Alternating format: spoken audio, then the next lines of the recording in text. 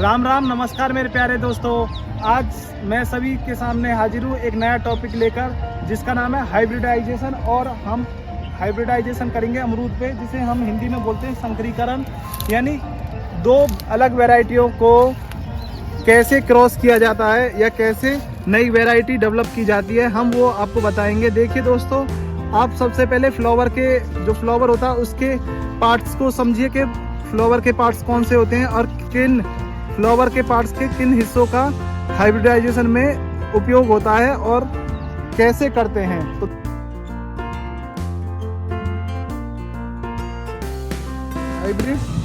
दोस्तों, आप देख रहे हैं हमारे सामने दो कलियां हैं अमरूद की, जो कि अभी खिली नहीं है। आप देख सकते हैं कि वाइट कलर दिखाई दे रहा है अमरूद की इन कलियों में, और अभी शाम के लगभग 6 बज चुके हैं। तो इस समय इन कलियों को खोलना इसलिए ज़रूरी है क्योंकि अगर हम खिलने के बाद खोलेंगे तो हम इसे एक रात पहले यानी कम से कम 12 घंटे पहले ओपन करते हैं। ओपन करने का तरीका जो है वो हम आपको बताएंगे कैसे है।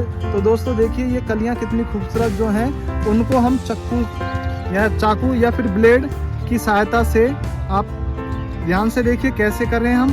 ये साइड से कट लगाएंगे, ज़्यादा कट नहीं लगाना, बहुत हल्का कट लगाना है। बिल्कुल इसी प्रकार हम चाकू को गोल चारों तरफ घुमा देंगे। आप देख सकते हैं हमने चाकू अच्छे से सावधानी से घुमा दिया है। और बीच वाले हिस्से को, जिनको हम फूल की पंखुड़ियाँ बोलते हैं, उनको अलग करेंगे। और बीच में जो एंथर है जिसमें परागकण होते हैं, उनको हाथ से बड़ी ही सावधानी से अलग करेंगे। और चाकू से बचे हुए एंथर को हम चाकू से इस प्रकार से अलग करेंगे।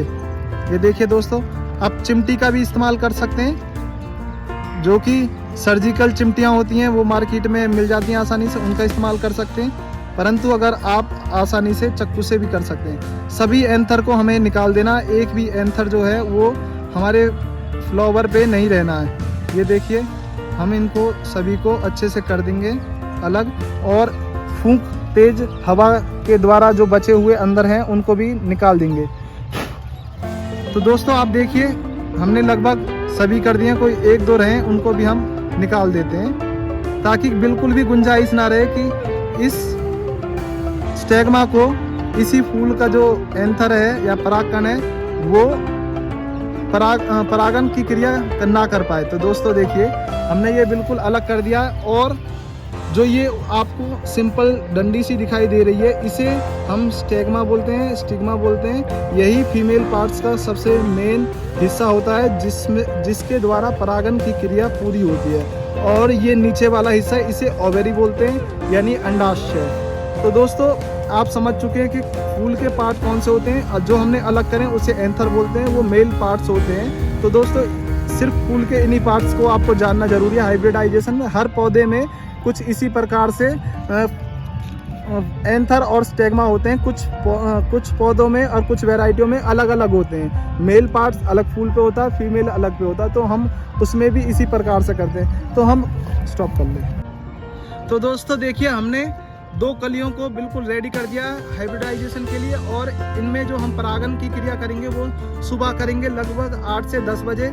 और हमें क्या करना है, अब जैसा कि हमने ये रेडी किए हैं, तो अब कोई और फूल का परागन या परागकण इस फूल पे ना आ जाए, या कोई भंवरा या मक्खी इसको परागन ना कर पाए। तो इसलिए हम एक कॉटन का बैग इस फूल को या कली को जो हमने रेडी की है फीमेल, इसको ऊपर से कवर कर देंगे और इसे नीचे से बांध देंगे इस प्रकार से। देखिए दोस्तों, ताकि कोई मक्खी वगैरह कीट पतंगा इसमें ना जा सके।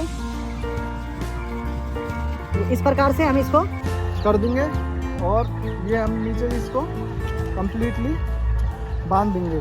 अब इसको हम सुबह खोलेंगे जब परागन करेंगे, और उसी टाइम हम परागन करने के बाद इसको फिर से इसी प्रकार बांध देंगे लगभग 2 दिन के लिए।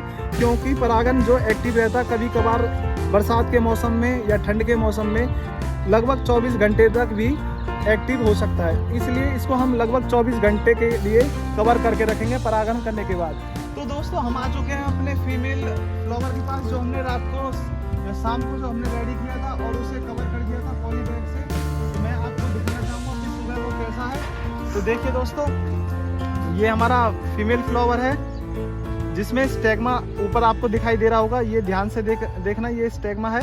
और जो एंथर होते हैं, एंथर में परागकण होते हैं, वो हमने रात को ही अलग कर दिए थे, क्योंकि सुबह फूल खिलने पर ये इसी स्टेगमा को इन्फेक्टेड कर सकते या फिर परागन कर सकते थे, इसलिए हमने रात को ही शाम के समय इनको अलग कर दिया एंथर को। तो अब हम आपके सामने एक फूल तोड़ के लेके आए जो कि बर्फ खान वैरायटी है, और ये हमारा फीमेल जो है ये हिसार सफेदा है। तो मैं आपको दिखाने की कोशिश करता हूँ कि एंथर किस टाइप से दिखाई देता है, परागकण।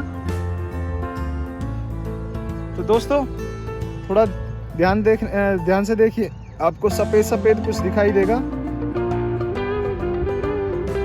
सफेद सफेद दिखाई देगा, ये परागकण है। और इसी परागकण को हमें फीमेल जो फ्लावर है उस पर टच कराना है इस प्रकार से। आप ब्रश का इस्तेमाल कर सकते हैं, अगर आपके पास ब्रश है तो ब्रश का इस्तेमाल करें, और ब्रश भी नहीं है तो आप चिड़िया का पंख जो होता है बहुत छोटा, उसे हाथ पे परागकण गिराकर उससे आप कर सकते हैं। अगर वो भी नहीं है तो आप फिंगर से इस प्रकार से ऊपर स्टेगमा पर टच कर सकते हैं, बस। तो ये हमारा जो परागण है, हाइब्रिडाइजेशन, वो कंप्लीट हो जाएगा। उसके बाद हम जो पॉली बैग है हमारा, ये कॉटन बैग, इसको इससे कवर कर देंगे, ताकि इसके बाद भी कोई गुंजाइश ना हो कि कोई मधुमक्खी या कोई कीट इसे इन्फेक्टेड कर पाए।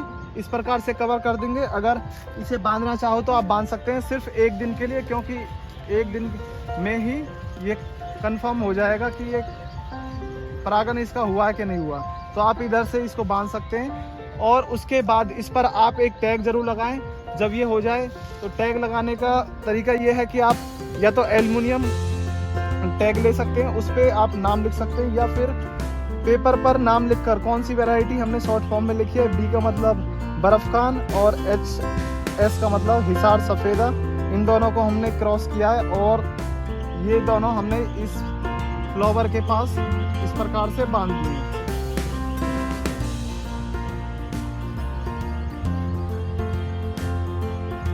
इस प्रकार से बांध दिया, और इसको कवर रखना है 2 दिन तक। तो उसके बाद आपको इसका ख्याल रखना पकने तक। पकने के बाद इसमें जो बीज निकलेंगे उनको हम सोइंग करेंगे और एक नया पौधा तैयार करेंगे, जिससे देखेंगे कि उसके क्या रिजल्ट है भविष्य में। वो हमारी हिसार सफेद है, बर्फखान से उसके क्या परिणाम है, अच्छी है। अगर अच्छे हैं तो हम उस वैरायटी को आगे ले जाएंगे और नई वैरायटी के तौर पे रिलीज करेंगे। इसी को हम हाइब्रिडाइजेशन बोलते हैं। सभी पौधों में, फलदार पौधों में, वेजिटेबल पौधों में इसी प्रकार से हाइब्रिडाइजेशन होता है और नई नई वैरायटियाँ निकाली जाती हैं। तो दोस्तों, आपको हमारे द्वारा दी गई जानकारी कैसी लगी तो कमेंट में जरूर बताएं। धन्यवाद दोस्तों।